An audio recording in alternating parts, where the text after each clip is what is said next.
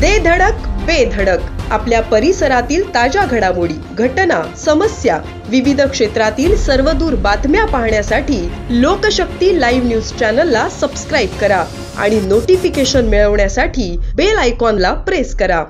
महाडच्या ठगाने पुण्यातील उद्योजकाची तब्बल 41 लाख रुपयांची फसवणूक केली आहे। 30 कोटी रुपयांचे फायनान्स मिळवून देतो असं आमिष दाखवत या ठगसेनाने मोठा डाव खेळला आहे। मिळालेल्या माहितीनुसार दिगंबर जोशी हे पुण्यातील बांधकाम व्यावसायिक असून त्यांच्या पुष्पगंगा प्रकल्पासाठी आर्थिक सहाय्य हवे होते। त्याचवेळी महाड येथील कल्पेश पांगारेने तुम्हाला 30 कोटींचे फायनान्स करून देतो असं सांगितलं। त्यासाठी प्रोसेसिंग फी म्हणून 45 लाखांची मागणी केली।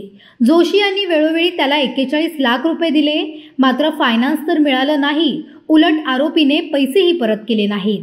फसवणूक उघडकीस आल्यानंतर आरोपीने फिर्यादीला शिवीगाळ करून गंभीररित्या धमकावले। या प्रकरणी महाड MIDC पोलीस ठाण्यात गुन्हा दाखल करण्यात आला आहे।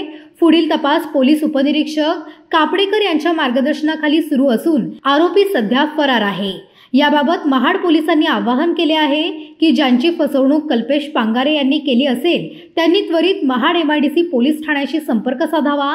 या प्रकरणाच्या पुढील तपासावर सर्वांचं लक्ष लागलं आहे। अशाच सच्चाई दर्शवणाऱ्या बातम्या पाहण्यासाठी लोकशक्ती लाईव्ह न्यूज चॅनलला लाईक करा, शेअर करा आणि सबस्क्राईब करा।